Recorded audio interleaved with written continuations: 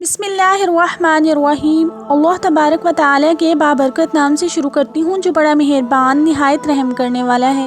محترم سامعین السلام علیکم۔ شفاعت کا سلسلہ جب مکمل ہو جائے گا تو تمام اہل جنت جنت میں داخل ہو جائیں گے، تو اہل جنت کو اپنے عزیز و اقارب سے ملنے کا تجسس پیدا ہوگا اور وہ ان سے ملنے اور انہیں دیکھنے کی خواہش کا اظہار کریں گے۔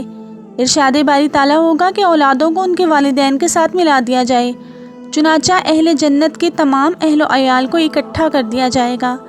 تمام اہل جنت کے جنت میں آباد ہو جانے اور اہل جہنم کے جہنم واصل ہونے کے بعد سب کو آواز دی جائے گی، اے اہل جنت جنت کے کنارے پر آ جاؤ، اور اے اہل جہنم جہنم کے کنارے پر آ جاؤ۔ دونوں فریق امید کی کیفیت میں منادی کی طرف متوجہ ہوں گے۔ ایک سفید مینڈھا ہوگا جس کے متعلق تمام اہل جنت اور اہل جہنم سے پوچھا جائے گا کہ کیا تم اسے جانتے ہو؟ اہل جنت اور اہل جہنم کہیں گے کہ ہاں ہم اسے جانتے ہیں، یہ موت ہے۔ اللہ تبارک و تعالیٰ اس مینڈے کو ذبح کرنے کا حکم دے گا۔ مینڈے کو ذبح کرنے کے بعد اعلان کر دیا جائے گا کہ اے جنت والو، تمہارے لیے ہمیشہ ہمیشہ کے لیے جنت ہے، تمہیں کبھی موت نہیں آئے گی، اور اہل جہنم والو، تمہارے لیے ہمیشہ ہمیشہ کی جہنم ہے، تمہیں کبھی موت نہ آئے گی۔ جنتی لوگ اس قدر خوش ہوں گے کہ اگر خوشی سے مرنا ممکن ہوتا تو وہ خوشی سے مر جاتے۔ جہنمی یہ اعلان سن کر اس قدر مغموم ہوں گے کہ اگر غم سے مرنا ممکن ہوتا تو جہنمی غم سے مر جاتے۔ سور پھونکنے سے جنت یا جہنم میں پہنچنے تک کی وہ مراحل ہیں جن سے ہر انسان کو گزرنا ہوگا۔ حضرت ابو ہریرہ رضی اللہ تعالیٰ عنہ سے روایت ہے کہ رسول اللہ صلی اللہ علیہ وسلم نے ارشاد فرمایا کہ قیامت کے روز نیک اعمال پیش ہوں گے۔ سب سے پہلے نماز آئے گی اور عرض کرے گی کہ یا اللہ میں نماز ہوں۔ اللہ تعالیٰ فرمائے گا تو خیر پر ہے۔ پھر صدقہ آئے گا اور عرض کرے گا یا اللہ میں صدقہ ہوں۔ اللہ تعالیٰ فرمائے گا تو بھی خیر پر ہے۔ پھر روزہ پیش ہوگا اور عرض کرے گا یا اللہ میں روزہ ہوں۔ اللہ تعالیٰ فرمائے گا تو بھی خیر پر ہے۔ باقی تمام اعمال بھی اسی طرح پیش ہوں گے۔ اللہ تعالیٰ انہیں بھی فرمائے گا تم سب خیر پر ہو۔ پھر اسلام پیش ہوگا اور عرض کرے گا یا اللہ آپ السلام ہیں اور میں اسلام ہوں۔ اللہ تعالیٰ فرمائے گا تو بھی خیر پر ہے، تیری وجہ سے آج میں گرفت کروں گا اور تیری ہی وجہ سے عطا کروں گا۔ حضرت نواس بن سمان رضی اللہ تعالیٰ عنہ سے روایت ہے، وہ عرض کرتے ہیں کہ میں نے رسول اللہ صلی اللہ علیہ وسلم کو فرماتے سنا کہ قرآن کریم اور ان حضرات کو جو اس پر عمل کرتے تھے قیامت کے دن پیش کیا جائے گا۔ سورہ بقرہ اور سورہ آل عمران دو سیاہ بادلوں یا سائبانوں کی طرح ان کے آگے آگے چل رہے ہوں گے، اور ان دونوں کے درمیان ایک کرن ہوگی، یا اس طرح کہ وہ پرندوں کی صف در صف دو ٹولیاں ہوں گی جو اپنے پڑھنے اور عمل کرنے والے کے حق میں سفارش کر رہی ہیں۔ حضرت بریرہ رضی اللہ تعالیٰ عنہ سے روایت ہے کہ آپ صلی اللہ علیہ وسلم نے ارشاد فرمایا کہ جب صاحب قرآن کی قبر کو کھولا جائے گا تو اسے قرآن دبلے پتلے آدمی کی شکل میں ملے گا اور استفسار کرے گا کہ کیا تو مجھے جانتا ہے؟ صاحب قرآن کہے گا نہیں میں نہیں جانتا۔ قرآن مجید کہے گا کہ میں وہی ہوں جس نے گرمیوں کی دوپہر میں تجھے پیاسا رکھا اور راتوں کو تجھے بیدار رکھا۔ ہر تاجر کو تجارت کے بعد نفع ملتا ہے اور میں تیری تجارت کا منافع ہوں۔ پھر صاحب قرآن کے دائیں ہاتھ میں ملک اور بائیں ہاتھ میں خلد دے دی جائے گی اور وقار کا تاج اس کے سر پر رکھ دیا جائے گا۔ اس کے والدین کو دو پوشاکیں پہنائی جائیں گی، ساری دنیا جس کا بدل نہیں بن سکے گی۔ صاحب قرآن کے والدین پوچھیں گے کہ ہمیں یہ پوشاکیں کیوں پہنائی جا رہی ہیں؟ انہیں جواب دیا جائے گا اس لیے کہ تمہارے بیٹے نے قرآن کریم یاد کیا ہے۔ حضرت ابو امامہ رضی اللہ تعالیٰ عنہ سے روایت ہے کہ رسول اللہ صلی اللہ علیہ وسلم نے ارشاد فرمایا کہ جس نے کتاب اللہ کی کوئی آیت سیکھی تو وہ قیامت کے دن اسے ملے گی اور اس کے چہرے پر دھمک رہی ہوگی۔ حضرت موسیٰ اشعری رضی اللہ تعالیٰ عنہ سے روایت ہے کہ سرکار دو عالم صلی اللہ علیہ وسلم نے ارشاد فرمایا اللہ تعالیٰ قیامت کے دن ایام کو ان کی شکلوں میں مبعوث فرمائیں گے اور جمعہ کے دن کو خوب چمکنے والا بنائیں گے۔ جمعہ کے دن عبادت کرنے والے حضرات کو جمعہ نے اپنے جلوے میں لیا ہوگا، جس طرح خاوند کے پاس اس کی دلہن کو لے جایا جاتا ہے۔ یہ دن ان کے لیے روشن اور چمکدار ہوگا اور وہ اس کی روشنی میں چلتے ہوں گے۔ ان کے رنگ برف کی مثل ہوں گے اور ان کی خوشبو کستوری کی مثل مہک رہی ہوگی۔ وہ کافور کے پہاڑوں پر گفتگو کر رہے ہوں گے۔ تمام جن و انس ان کی طرف دیکھ رہے ہوں گے اور وہ خوشی سے پلک تک نہیں جھپکائیں گے یہاں تک کہ جنت میں داخل ہو جائیں۔ ان کے مرتبے تک کوئی شخص نہیں پہنچ سکے گا سوائے ان مؤذنین کے جنہوں نے صرف اللہ کی رضا کے لیے آزان دی ہو۔ حضرت زید بن اسلم رضی اللہ تعالیٰ عنہ فرماتے ہیں کہ مجھے یہ بات پہنچی ہے کہ قیامت کے دن مومن کے سامنے اس کا نیک عمل نہایت حسین صورت میں پیش ہوگا، ایسی حسین صورت اور لباس میں کہ جسے اللہ تبارک و تعالیٰ نے سب سے حسین بنایا ہے۔ اس کی خوشبو نہایت پاکیزہ ہوگی۔ عمل صالح نیک آدمی کے پہلو میں بیٹھے گا۔ جب بھی نیک آدمی گھبرائے گا یہ اس کو تسلی دے گا، اور اگر خوف زدہ ہوگا تو اس کے خوف کو دور کرے گا۔ یہ نیک شخص عمل صالح سے کہے گا کہ اللہ تعالیٰ تجھے جزائے خیر دے، تم کتنے اچھے ہو، کون ہو تم؟ وہ کہے گا تم مجھے نہیں جانتے، قبر میں بھی تمہارے ساتھ تھا اور دنیا میں بھی، میں تیرا عمل ہوں۔ اللہ تعالیٰ کی قسم تیرا عمل اچھا تھا اس لیے تو نے مجھے بھی پاکیزہ دیکھا ہے، آ مجھ پر سوار ہو جا، میں بھی دنیا میں عرصہ دراز تک تجھ پر سوار رہا ہوں۔ پھر یہ عمل کہے گا کہ یا اللہ، ہر عمل کرنے والا اپنے عمل کے نتیجے کو پہنچ گیا، ہر تاجر اور کاریگر اپنی تجارت حاصل کر چکا سوائے میرے ساتھی کے، اس نے خود کو مجھ میں مشغول رکھا۔ اللہ تعالیٰ اس سے پوچھے گا کہ اب تیرا کیا مطالبہ ہے؟ وہ عرض کرے گا یا اللہ مغفرت فرمائیں اور رحم فرمائیں۔ اللہ تعالیٰ فرمائے گا میں نے اسے بخش دیا۔ پھر اس کو کرامت کی پوشاک پہنائی جائے گی اور اس پر وقار کا تاج سجایا جائے گا جس پر ایک ایسا موتی ہوگا جو 2 دن کی مسافت سے بھی چمکتا ہوگا۔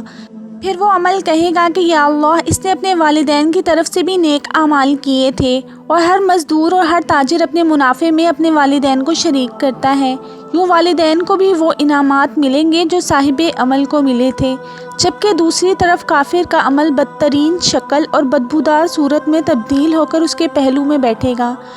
جب بھی کافر کو کوئی چیز خوفزدہ کرے گی تو وہ اس کے خوف میں مزید اضافہ کر دے گا، جب گھبراہٹ ہوگی تو اسے مزید گھبراہٹ میں مبتلا کر دے گا۔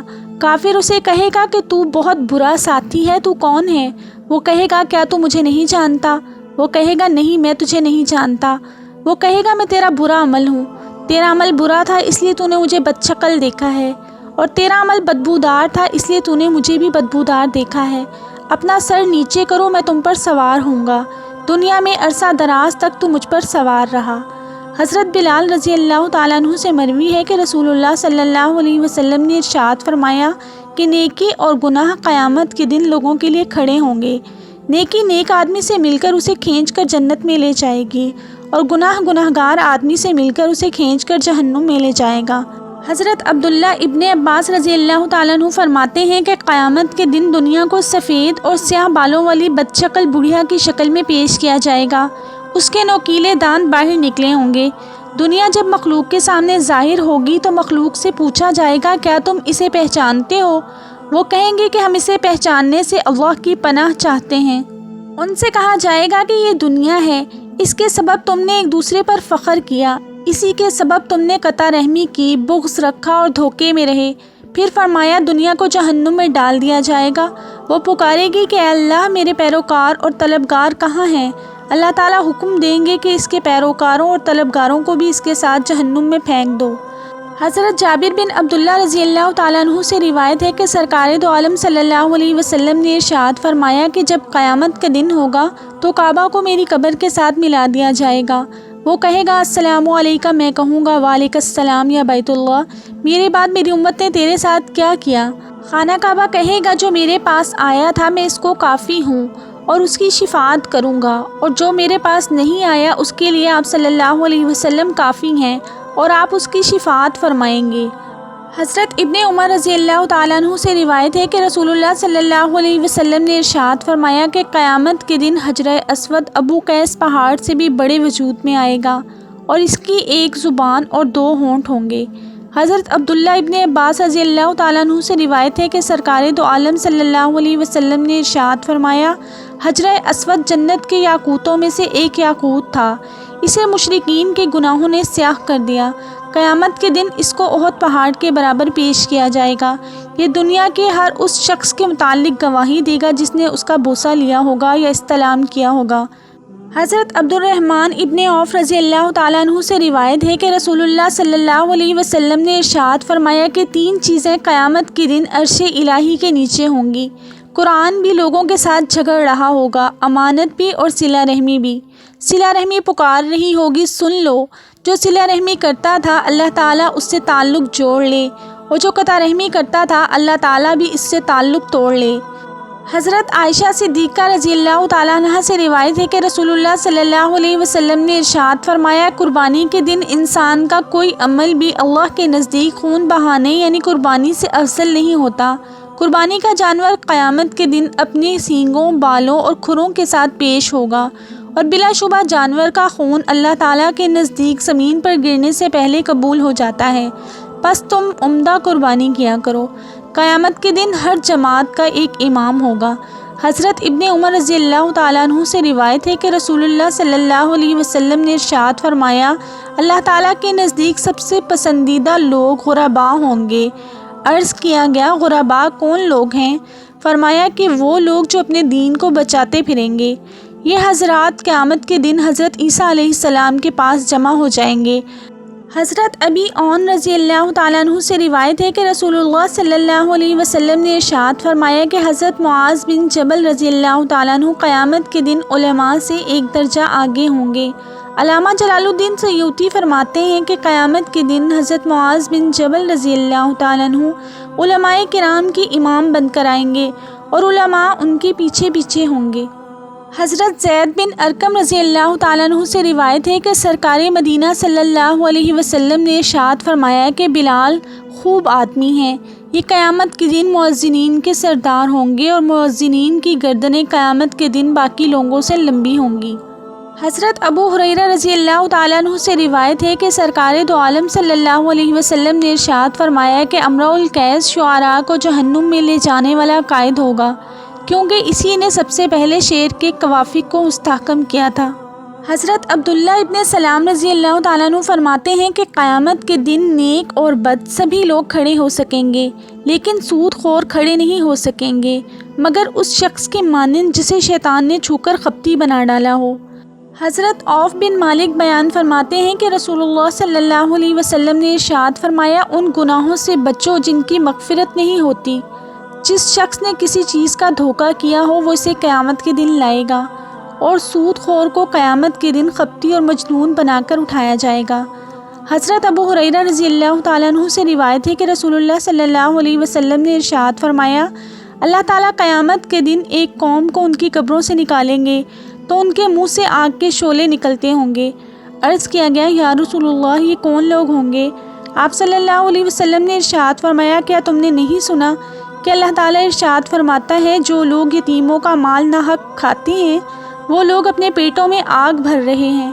حضرت سعد بن عبادہ رضی اللہ تعالیٰ عنہ سے روایت ہے کہ رسول اللہ صلی اللہ علیہ وسلم نے ارشاد فرمایا، جس شخص نے بھی قرآن سیکھا پھر اس کو بھول گیا تو اللہ تعالیٰ کے سامنے اس حال میں پیش ہوگا کہ اسے کوڑ کی بیماری لاحق ہوگی۔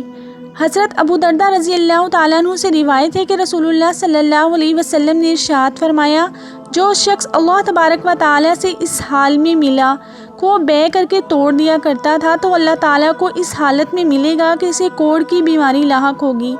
حضرت جابر رضی اللہ تعالیٰ عنہ سے مروی ہے کہ سرکار دو عالم صلی اللہ علیہ وسلم نے ارشاد فرمایا، اللہ تعالیٰ قیامت کے دن کچھ لوگوں کو چونٹیوں کی صورت میں اٹھائیں گے جنہیں لوگ اپنے پیروں تلے رونتے ہوں گے۔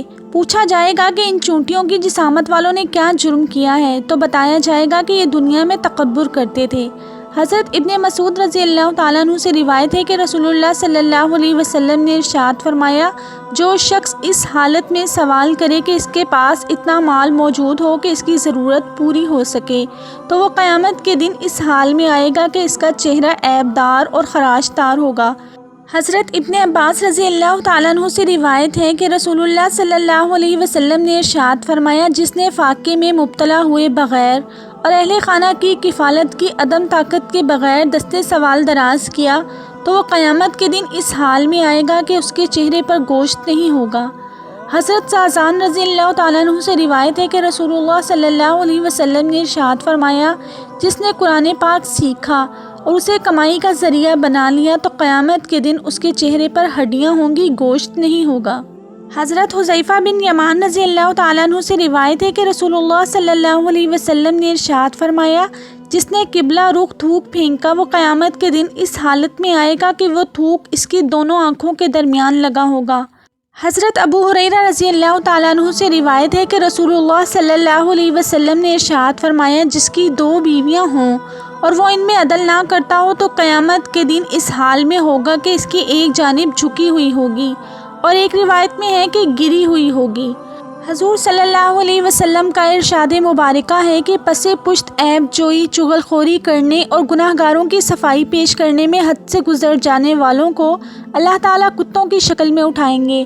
حضرت عائشہ رضی اللہ تعالیٰ عنہ فرماتی ہیں کہ رسول اللہ صلی اللہ علیہ وسلم نے ارشاد فرمایا کہ جس شخص نے ایک بالشت برابر بھی کسی کی زمین غصب کی ہوگی تو قیامت کے دن اسے 7 زمینوں کا طوق پہنایا جائے گا۔